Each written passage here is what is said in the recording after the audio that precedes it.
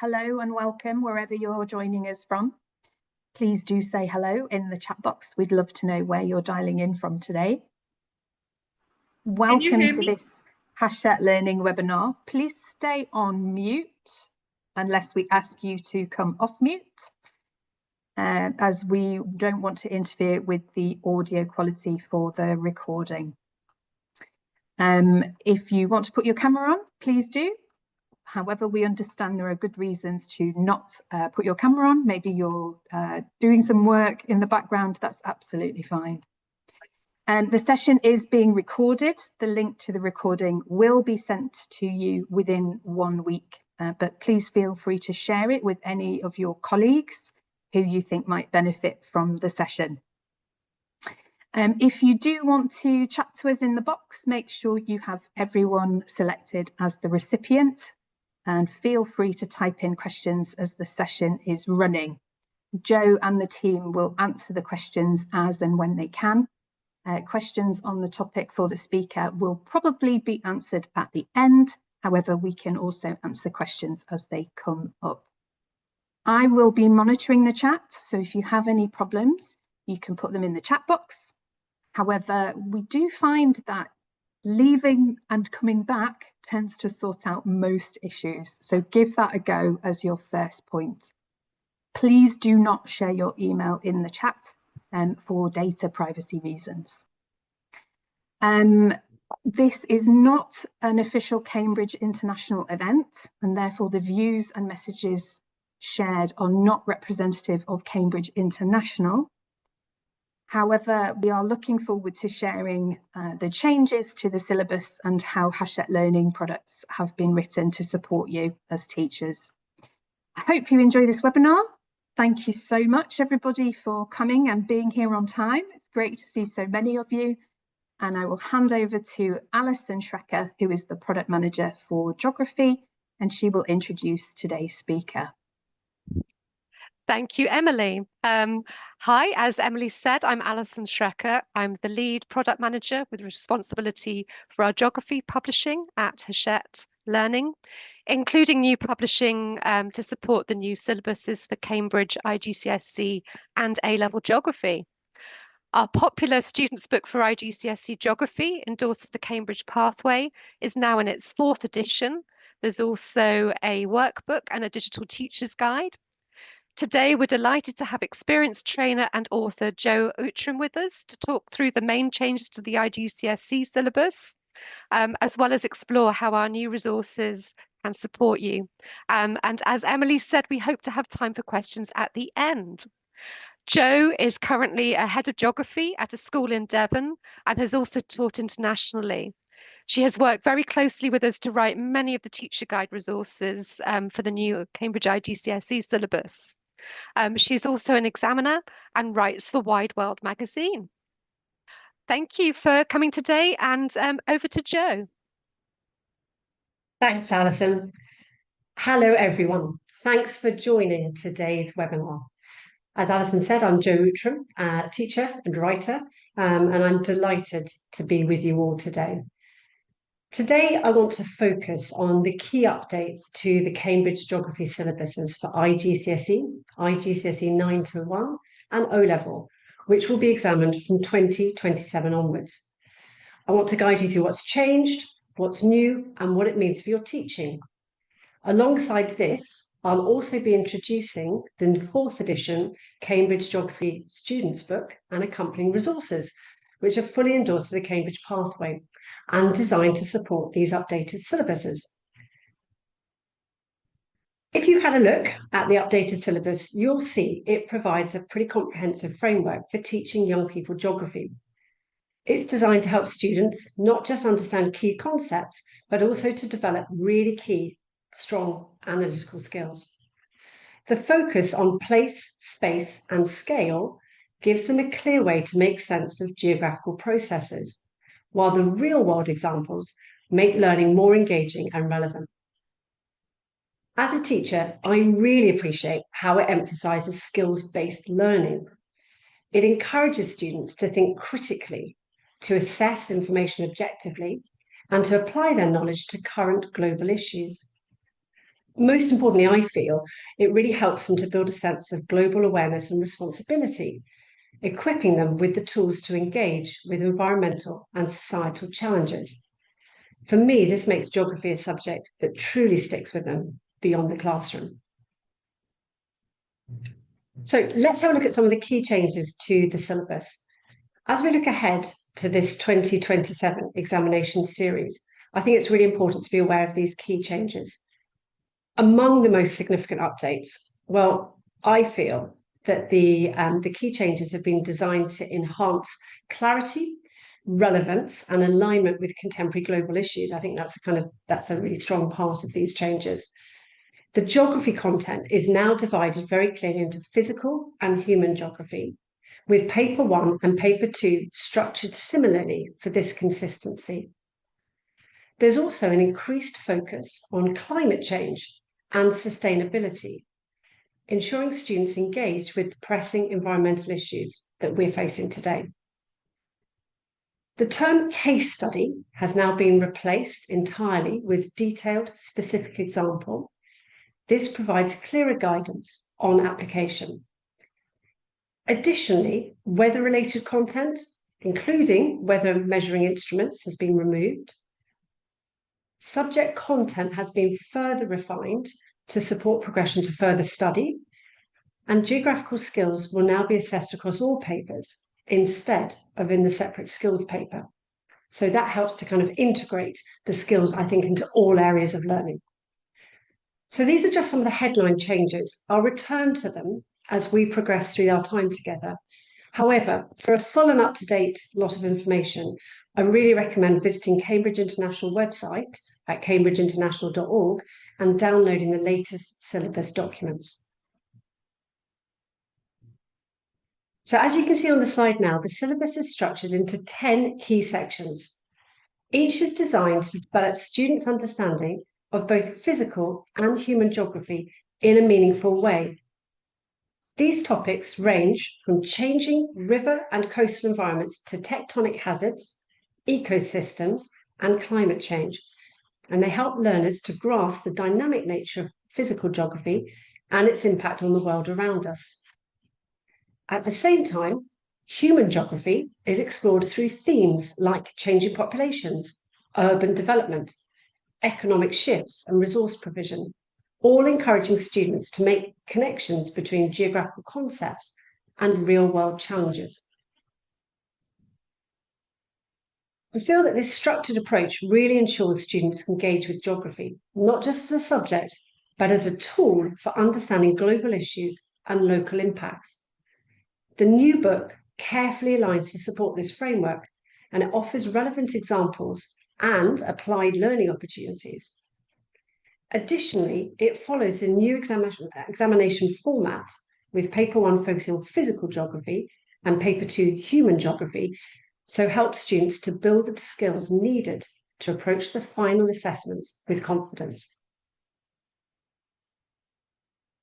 So, with the updated 2027 syllabus, we heard from teachers worldwide, teachers who were concerned about delivering this new revised content. The feedback shared requested better aligned resources, especially on topics like climate change, sustainability, and geographical understanding. There was also a clear demand for greater flexibility to support varied ability levels and ER learners in the classroom. So the 4th edition of the Cambridge Geography Students Book is designed to match the syllabus exactly. It covers all of these 10 core topic areas, so students can clearly connect content to the assessment objectives. It's been written and reviewed by experienced educators, including many who've helped shape Cambridge AS and A-level geography resources, bringing both expertise and classroom insight. So with Hachette's 30-year partnership with Cambridge, this edition continues a long-standing tradition of high-quality syllabus materials. I find it accessible, engaging, and it's built to support student progress while maintaining the trusted standards that we expect from Cambridge endorsed resources. Let's keep looking at some of the key updates, the improved structure, and also some of the practical teaching features that you'll find in it. As you all explore this new edition, I think you'll be struck, like I am, by how well it's been designed to meet the needs of both teachers and students. It's really had a full revision, so it's now a really comprehensive package for your teaching. It's got a really clear structured layout. Each chapter is designed to stick to the syllabus topics, make it easy to navigate and digest, and it also offers in-depth guidance on geographical skills and fieldwork, and that's all embedded in each unit. So this helps students feel confident tackling examination questions at the end. Beyond content, the book has been refreshed with a much more accessible design, using simplified language that supports all learners, especially ESL students. But what I really appreciate is the global perspective. There's really diverse, up-to-date examples from around the world, and they don't just reinforce key geographical concepts. I think they also encourage cultural awareness, helping students learn about other places. Having lived and taught in New Zealand and 3 African countries, I know firsthand the importance of broadening students' understanding of the world beyond their immediate surroundings. For the first time, I feel I'm using a textbook that doesn't just teach geography, but really does help students to explore the world and learn about new places and people. I know how crucial it is to help students feel confident and well prepared for their assessments. That's why I'm particularly excited about these sections of the book, which are designed to provide structured support for both teaching and learning. Obviously, the exam board provides their own sample papers, but I always find as a teacher that you need a range of materials to draw on. And this new edition includes updated practice questions, knowledge checks in each chapter, topic summaries and key definitions make revision more efficient, while additional digital content, interactive activities, and online questions provide extended opportunities for engagement beyond the textbook. Altogether, these features create a comprehensive toolkit that equips students with the skills and confidence they need to approach their assessments successfully. So let's consider how it's different to previous editions. Alison, can you move on a slide, please, there? Thank you. So I'd say there's a really strong emphasis on real-world relevance, with a wide range of international examples, placing geographical concepts in context and encouraging critical thinking. The content's been refreshed, and this reflects current global issues and this greater focus on climate change, sustainability, and environmental challenges, areas that are now central to the syllabus. Structurally, the book follows the syllabus topics precisely, making it easier for teachers to deliver lessons and for students to follow a clear learning progression. Language has also been carefully refined to ensure accessibility, with terms like MEDC and LEDC replaced by HIC, MIC, and LICs, alongside dedicated EAL support in the Boost Teacher's Guide. A significant addition is the detailed specific example sections that replace the traditional case studies. So these are much more current examples, there's more analysis questions, and I feel that they help students really apply their knowledge and sharpen their exam skills. Practice questions at the end of each topic mirror the examination format, and so that provides regular opportunities for assessment and consolidation.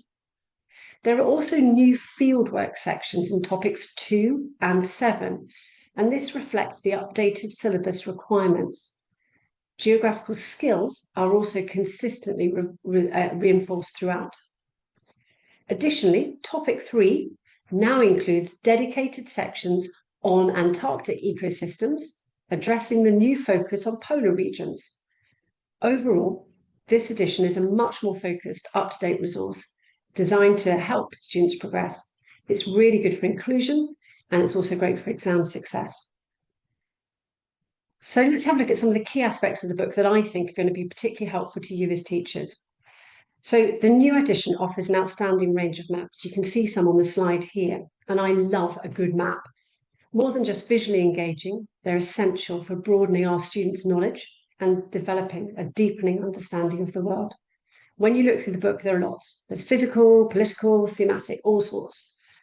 Beyond maps, the book features a wealth of tables, diagrams, and graphical representations.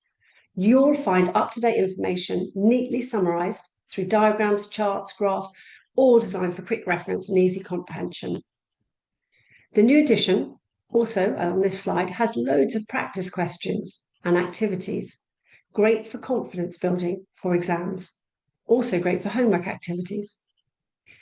From a teaching perspective, these structured exercises enable me to track progress, to then identify areas for improvement and guide learners in developing effective strategies for tackling different question types. You'll find that there is an increased emphasis on evaluation questions, which are now more common throughout the book. This has been, for me, particularly helpful in helping students to develop those deeper, more analytical responses. One example is the 7-mark evaluation question on climate change, mitigation and adaptation, like in this example here on the page, which you can see encourages students to critically assess different strategies.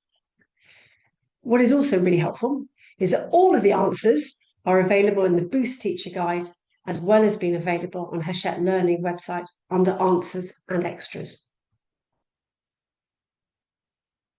So the textbook, as you can see on this slide, includes a range of up-to-date, detailed, specific examples that serve as real-world examples, helping students to grasp key geographical concepts. So no more case studies, that's a key change. So these DSEs illustrate geographical processes.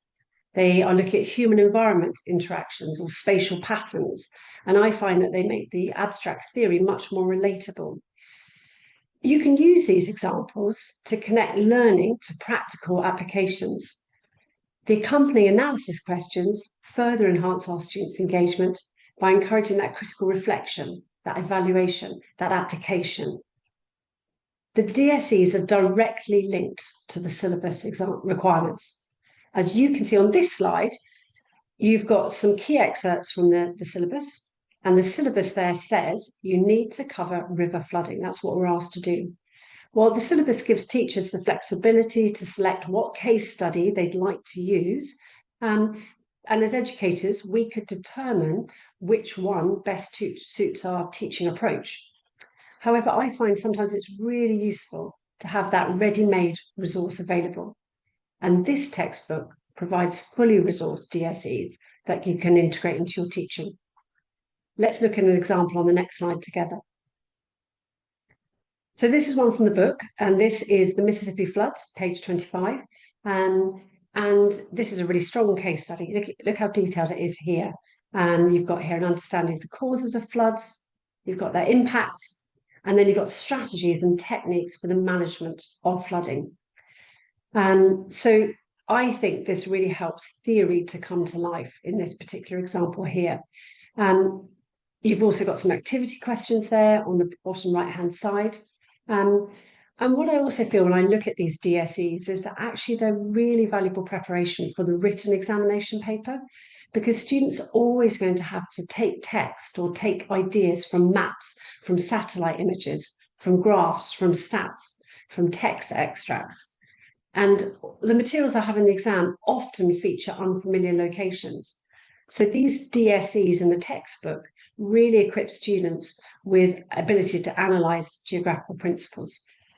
This slide here shows a few more of the examples that there are.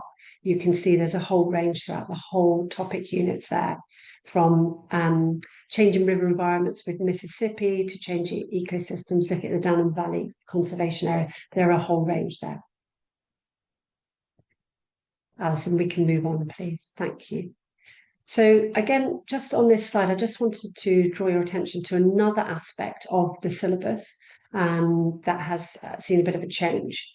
Throughout the syllabus, there are now multiple opportunities to explore sustainability, reflecting its growing importance as a global priority. So this bit here is in the spec. It says sustainability is to be considered when teaching the content of all topic areas, especially when studying management strategies and techniques. So the authors of the textbook have incorporated this theme into all of the DSEs.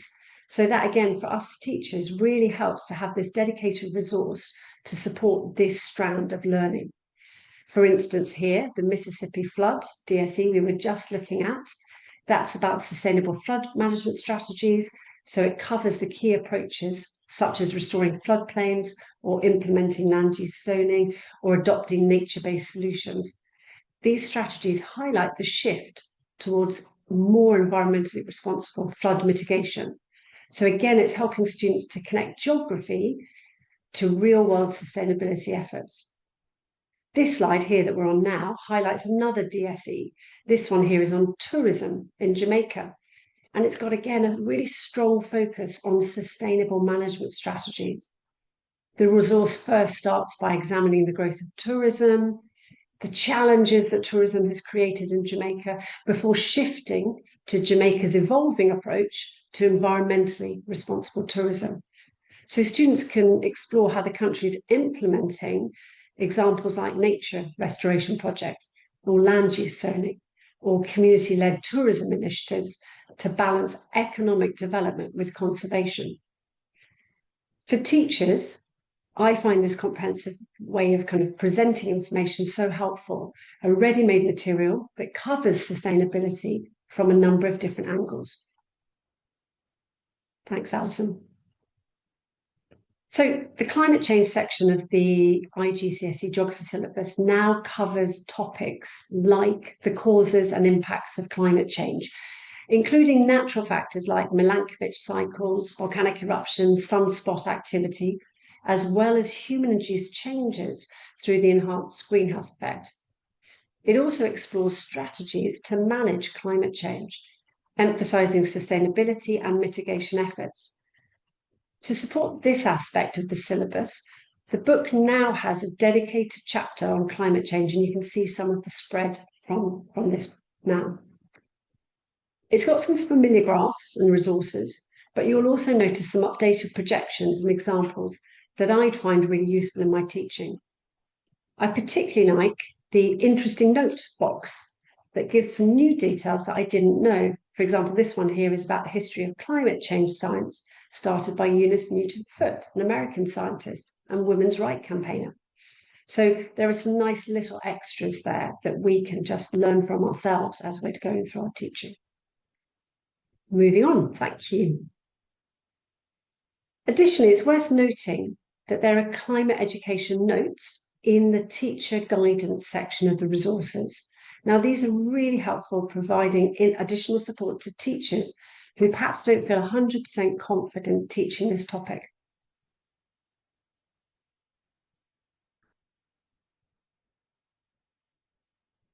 The updated syllabus introduces Antarctic ecosystems as part of an expanded focus on polar regions.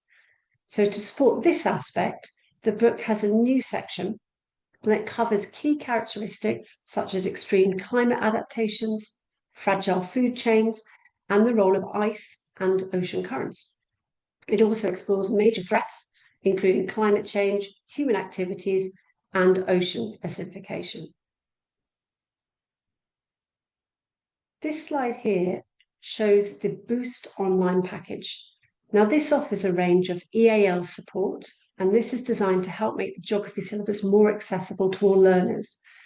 These include videos to provide background guidance to teachers as they plan their lessons, and interventions, lots of different interventions there, as well as a range of activities to help reinforce vocabulary in an engaging way. So there are a few examples on this slide, but there are things like card matching exercises and other EAL activities there. You can see a Venn diagram, some support words as well. So these tools not only support language development, but they also encourage active learning, make it easier for students to grasp complex ideas. Skills, let's have a little talk about that. Next slide, thank you. Since there's no longer a dedicated skills paper, geographical skills will now be assessed across all components of the syllabus. As you know, Paper 4 has been renamed Geographical Investigations, reinforcing the focus on applied learning and analytical techniques. To support fieldwork preparation, new sections have been introduced in Topic 2, that's the coast section, and topic 7, that's the changing town and city section. And these directly align with the practical requirements of the updated syllabus. These additions provide structured guidance on field methods, so helping students to develop those essential investigative and data handling skills. This slide just shines a bit of a light on the topic 7, urban fieldwork. As you can see, it offers support by suggesting hypotheses to test. It gives some ideas of data collection methods that your students could do. It's also got some ideas for presentation. And this is basically to give a bit of structure to field investigations for students. So, alongside the updated students book, there are several supporting materials available that enhance both teaching and learning. Students using the Boost ebook benefit from interactive features such as text highlighting, bookmarking, and there are auto-marked knowledge tests as well at the end of each chapter to reinforce learning. For teachers, the Boost Teacher Guide provides quite a cost-effective online package. It offers a full scheme of work, ready-to-use teaching activities, and expert guidance, including dedicated support for delivering content on climate change. Teachers can also assign knowledge tests. They can generate formative reports automatically, and this all helps monitor progress. The digital tools are designed to engage students with interactive maps, diagrams, and animations that bring all these geography processes and skills to life. So obviously inclusion is a high priority for us all, and there is tailored support there for all our EAL students. On this slide, we're showcasing here the workbook. There is a workbook available. It's packed with extra exercises that complement the student's book and again, help consolidate learning. If you're interested in exploring a little bit further, there's a sample chapter from the new edition, and it's available along with more details about the workbook and the teacher's guide on the publisher's website.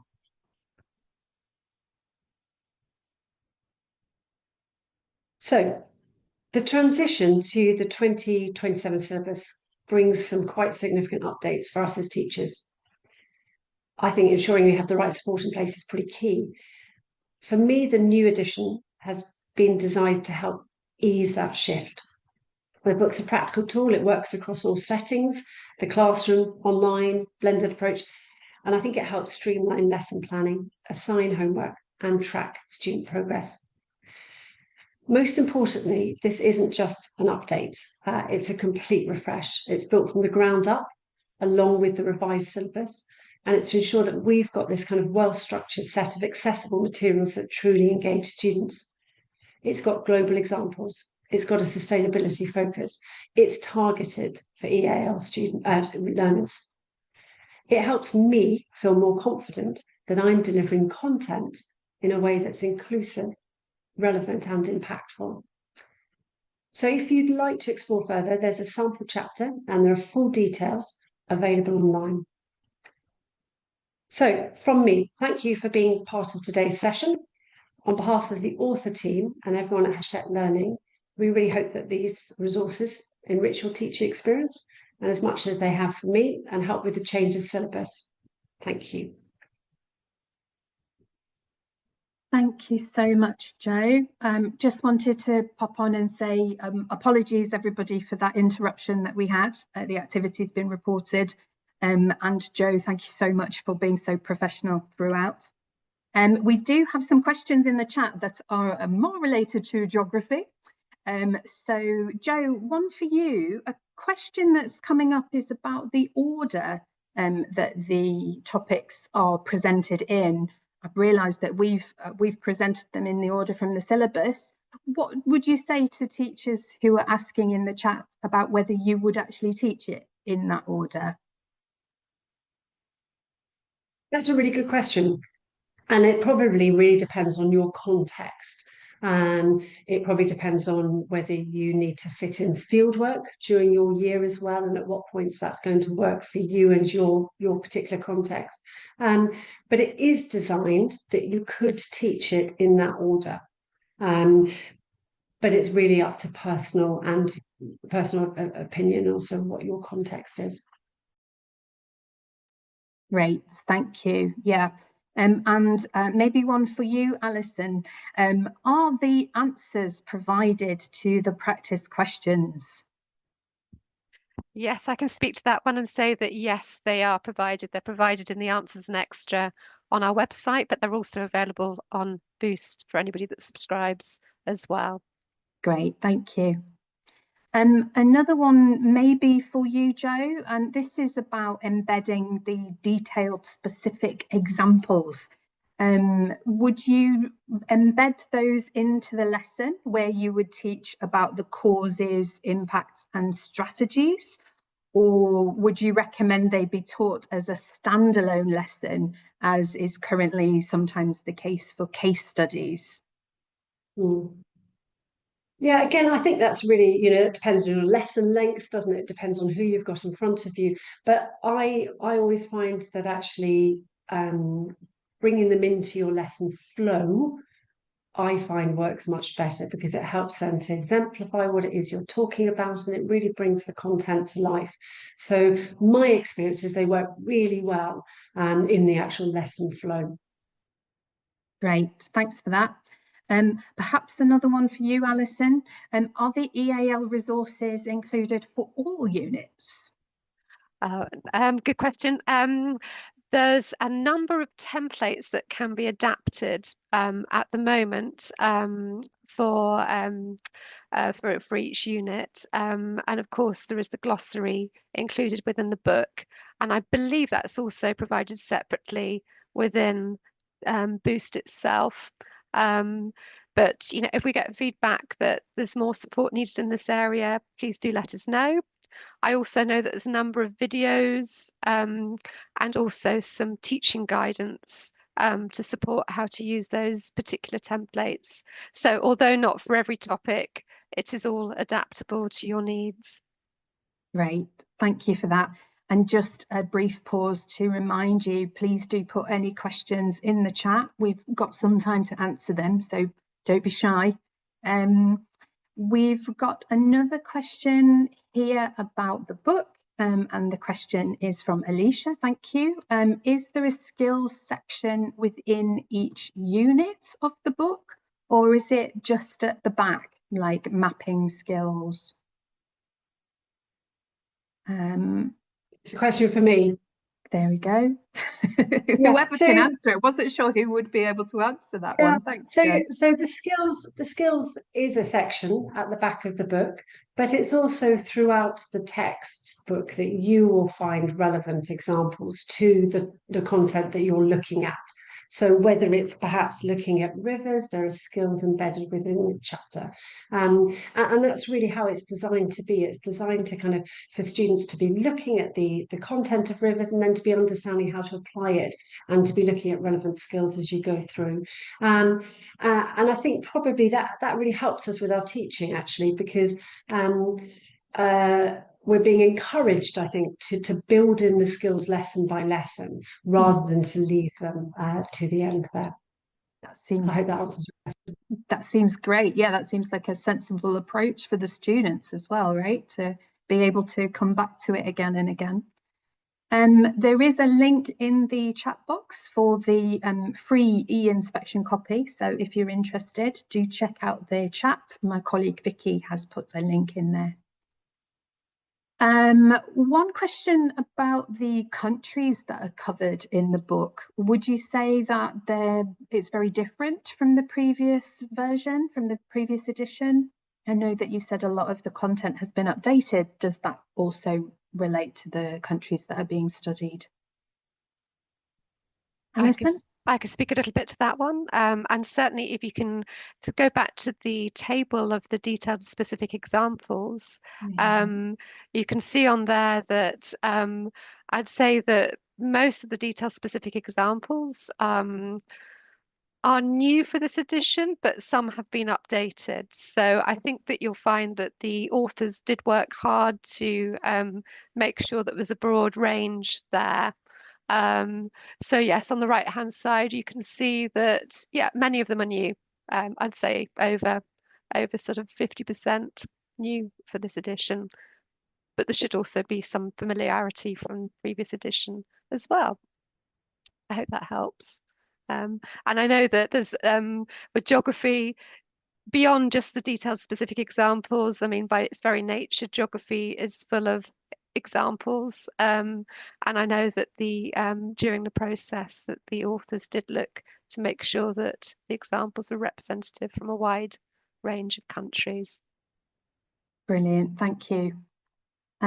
We have a comment about water not being included as a specific topic, and maybe a provocation to ask whether we think this is a mistake in the Cambridge syllabus.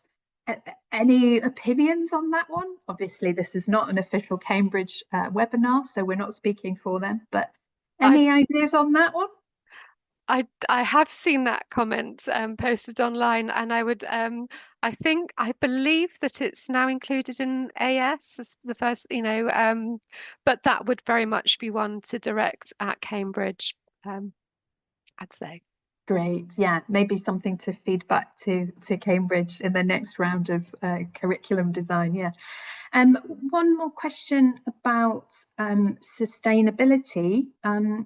With greater emphasis on sustainability, will students be required to consistently include this in their responses? Jo, maybe that one is for you. Yeah, so I think absolutely, yes. Obviously, it's been designed that's within the syllabus, and we're being encouraged to teach this very explicitly, aren't we, in the syllabus? So I think we can rightly assume that actually the questions are going to be more geared towards making sure that our students do understand this concept and are able to talk to it from a range of different examples, a range of different topic areas. So 100% yes. Brilliant, thank you for that. Rachel, we will put you in touch with your local education consultant who will be able to tell you the price of the books. Thank you so much for your interest. Vicky will take a note of that and get in touch with you to find out your nearest consultant. And yes, just to respond to Jamie, who asked the question about water, he's saying, we have a channel to Cambridge as publishers of the books. So yeah, we do, and we love to hear from teachers. As Jo said at the beginning, this resource has been produced with feedback from teachers from all over the world. And I know that Alison would love to hear from you. So please do keep telling us your ideas and your feedback, and we'll be sure to try and incorporate them into any future products. So do keep in touch. One question from Alicia again. She's asking about the diagrams and the pictures in the book. Apparently in the 2019 past papers, I asked for a feature that was not in any of the books in the past. So can we be sure that the pictures and diagrams are aligned with what the exams are going to ask the students to draw and name? I can probably speak a little bit to that one, just to sort of reiterate that our student book has been through a very rigorous process and as the endorsement process for Cambridge, so that everything has been thoroughly checked by them, including every diagram in the book.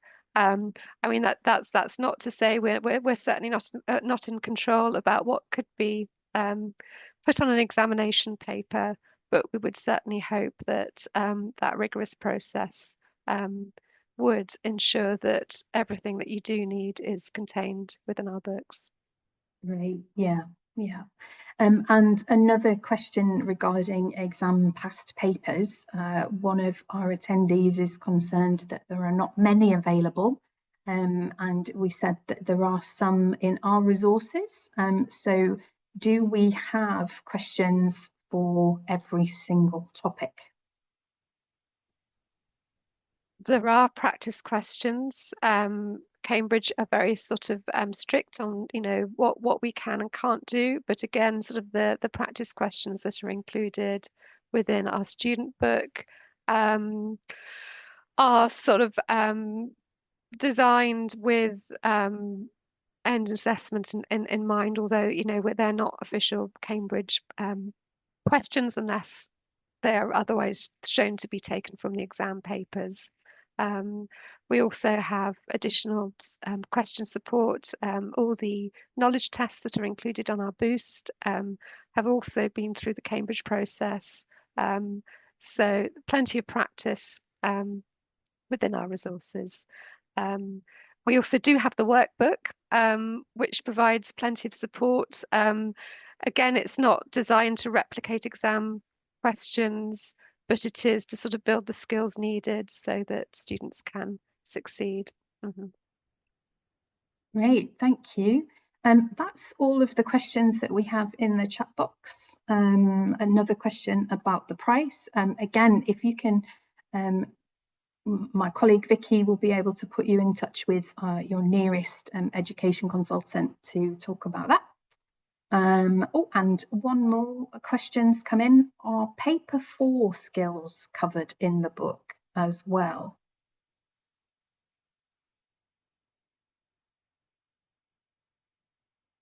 Joe, maybe one for you. I was looking at you, Joe, for that one, but I can Yes, speak to. yes. So the skills section is very thorough. There are skills for both those that are needed in the papers, but also for paper 4 as well. Yeah. Perfect. Okay, great. I think that's all the questions that we've had in. I do know that we would love to hear from you. Alison, shall I let you explain your request? Okay, thank you, Emily. Yes, so just to say that now that we've our resources are published, our student book and teacher guide and workbook, we're looking at what we can do to support students with study, review and exam preparation and practice. And so we'll be just really grateful for your input to help us develop new resources that work for you and your students. There's a short survey, there's a QR code on screen, and I believe that my colleague will also be popping a link to the survey within the chat. Or you can email me directly if you're interested in collaborating with us on this. I can just see that link in the chat, but yes, please do fill that in if you're willing to provide some feedback both on this event and also to help us with our research. And thank you very much. Over back to Emily. Great, yeah. Oh, just as my doorbell rings. Thank you everybody for coming along today. It's been great to have you all here, and again, apologies for the interruption earlier. We do hope that we'll see you at another one of our Hachette Learning webinars in the future. Please do get in touch with Alison to take part in the research. We love hearing from you, and we'd love to have your feedback on the event. As I said, we will be sharing the recording with people who have attended and who registered for this event, so look out for that in your email. Otherwise, that's it from us. Thank you so much for coming along today, and look forward to seeing you again at one of our events in the future.